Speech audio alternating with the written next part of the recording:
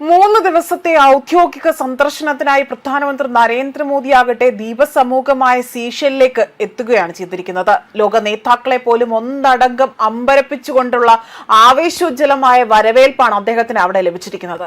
മറ്റു രാജ്യങ്ങൾ സന്ദർശിക്കുമ്പോൾ കണ്ടതിൽ വെച്ച് ഇവിടെ വലിയ രീതിയിലുള്ള ആർപ്പുവിളികൾ, മോദി മോദി എന്ന് ആർത്തു വിളിച്ചുകൊണ്ട് ഇന്ത്യൻ വംശജരാകട്ടെ അദ്ദേഹത്തിനടുത്തേക്ക് ഓടിയെത്തുന്ന കാഴ്ചയാണ് നമുക്കിവിടെ കാണാൻ സാധിക്കുന്നത്.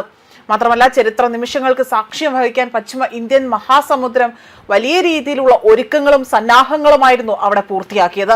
അവിടുത്തെ ഇന്ത്യൻ വംശജർ മോദിക്ക് നൽകിയത് വമ്പൻ സ്വീകരണമാണ് എന്നും ഇതാകട്ടെ ഇപ്പോൾ മോദി വിരുദ്ധർക്ക് വലിയൊരു തിരിച്ചടിയാണ് ലഭിച്ചിരിക്കുന്നത്. സീഷെലിന്റെ ദേശീയ ദിനത്തോടനുബന്ധിച്ചുള്ള സുവർണ ജൂബിലി ആഘോഷങ്ങളിൽ അവിടെ മുഖ്യ അതിഥിയായിട്ടാണ് പ്രധാനമന്ത്രി ആ രാജ്യത്തേക്ക് എത്തിയത്. ഇന്ത്യ സീഷെൽ ബന്ധത്തിൽ പുതിയൊരു അധ്യായത്തിന് വഴിയൊരുക്കുന്ന സന്ദേശമായി അല്ലെങ്കിൽ അത്തരത്തിൽ ഒരു സന്ദർശനമായിട്ടാണ് ഇതിനെ വിലയിരുത്തപ്പെടുന്നത്. വിമാനത്താവളത്തിന് പുറത്ത് ത്രിവർണ പതാകകളുമായി തന്നെ എത്തിയ ഇന്ത്യൻ വംശജർ അവിടെ നിന്നുകൊണ്ട് അല്ലെങ്കിൽ ആ വലിയ രീതിയിൽ അലറി വിളിക്കുകയാണ്. മോദി മോദി എന്ന മുദ്രാവാക്യം ഉയർത്തിക്കൊണ്ട് അത്രയധികം മോദിയോടുള്ള സ്നേഹമാണ് അവിടുത്തെ ഇന്ത്യൻ വംശജർ അദ്ദേഹത്തിന് നൽകിയിരിക്കുന്നത്. സീഷെൽസ് അന്താരാഷ്ട്ര വിമാനത്താവളത്തിൽ പ്രധാനമന്ത്രി നരേന്ദ്രമോദിയെ പ്രസിഡന്റ് ഡോക്ടർ പാട്രിക് ഹെർമൻ നേരിട്ട് തന്നെ സ്വീകരിച്ചു. ഉന്നത സർക്കാർ പ്രതിനിധികളും ഇന്ത്യൻ സമൂഹ അംഗങ്ങളും ചേർന്നുകൊണ്ട് പ്രധാനമന്ത്രിക്ക് ഊഷ്മളമായ വരവേൽപ്പും നൽകി. സ്വീകരണ ചടങ്ങിന് പിന്നാലെ തന്നെ സീഷെൽസ് പ്രസിഡന്റ് പാട്രിക് ആകട്ടെ അദ്ദേഹത്തിനോടൊപ്പം ഒരേ വാഹനത്തിൽ വിക്ടോറിയയിലെ ദേശീയ ബൊട്ടാണിക്കൽ ഗാർഡനിലേക്ക് പ്രധാനമന്ത്രി യാത്ര തിരിക്കുകയാണ് ചെയ്തത്. ഇരു രാജ്യങ്ങളുടെയും അടുത്ത സൗഹൃദം, വിശ്വാസ ബന്ധം അതെല്ലാം പ്രതിഫലിപ്പിക്കുന്ന ദൃശ്യമായി തന്നെയാണ് ഈ ഒരു സന്ദർശനം ഇവിടെ ശ്രദ്ധ നേടിയിരിക്കുന്നത്. ദേശീയ ബൊട്ടാണിക്കൽ ഗാർഡനിൽ ഇരു നേതാക്കളും ചേർന്നുകൊണ്ട് വർഷത്തെ നീണ്ടുനിന്ന അല്ലെങ്കിൽ പരിസ്ഥിതി സംരക്ഷണത്തിന്റെയും ഇന്ത്യ സീഷെൽ സൗഹൃദത്തിന്റെയും പ്രതീകമായിട്ട് തന്നെ ആ ചടങ്ങ് അവിടെ നടക്കുകയാണ് ചെയ്തിരിക്കുന്നത്. സന്ദർശനത്തിനിടെ തന്നെ പ്രതിരോധം, സമുദ്ര സുരക്ഷ, ബ്ലൂ എക്കണോമി, വികസന സഹകരണം എന്നിവ ഉൾപ്പെടെയുള്ള ചർച്ച നടത്തും. സീഷെൽസ് കോസ്റ്റ് ഗാർഡിന് ഇന്ത്യ നിർമ്മിച്ച അതിവേഗ പെട്രോളിംഗ് ബോട്ടുകളും മറ്റ് പ്രതിരോധ ഉപകരണങ്ങളും കൈമാറാനുള്ള സാധ്യതയും ഈ റിപ്പോർട്ടുകളിൽ വ്യക്തമാക്കുന്നുണ്ട്. അതേസമയം പശ്ചിമ ഇന്ത്യൻ മഹാസമുദ്ര മേഖലയിലെ ഇന്ത്യയുടെ സമുദ്ര സുരക്ഷാ തന്ത്രത്തിൽ സീഷെലിന് സുപ്രധാന സ്ഥാനമാണുള്ളത്.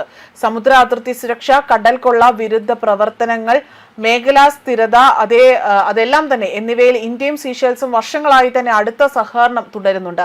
പ്രധാനമന്ത്രി നരേന്ദ്രമോദിയുടെ ഈ സന്ദർശനം ഇന്ത്യ സീഷെൽസ് ഉഭയകക്ഷി ബന്ധം കൂടുതൽ ശക്തിപ്പെടുത്തുമെന്നതും ഇന്ത്യൻ മഹാസമുദ്ര മേഖലയിലെ ഇന്ത്യയുടെ തന്ത്രപ്രധാനമായ സാന്നിധ്യം കൂടുതൽ ഉറപ്പിക്കുന്നതിനും സഹകരണമാകുമെന്നതാണ് വിലയിരുത്തുന്നത്.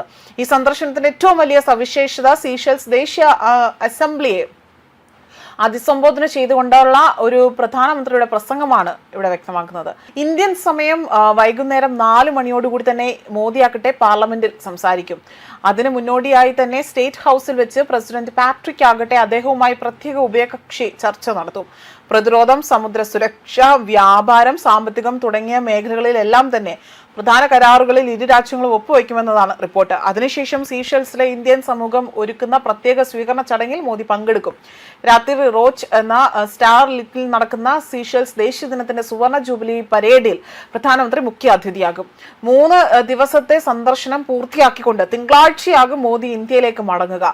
അടുത്ത ആഴ്ച ഓസ്ട്രേലിയ, ന്യൂസിലാൻഡ്, ഇന്തോനേഷ്യ എന്നീ രാജ്യങ്ങളിലും പ്രധാനമന്ത്രി നരേന്ദ്രമോദി സന്ദർശനം നടത്തുന്നുണ്ട് എന്നതാണ് ഇപ്പോൾ നിലവിൽ പുറത്തുവരുന്ന റിപ്പോർട്ടുകൾ സൂചിപ്പിക്കുന്നത്. ന്യൂസ് ഡെസ്ക് കർമ്മ ന്യൂസ്.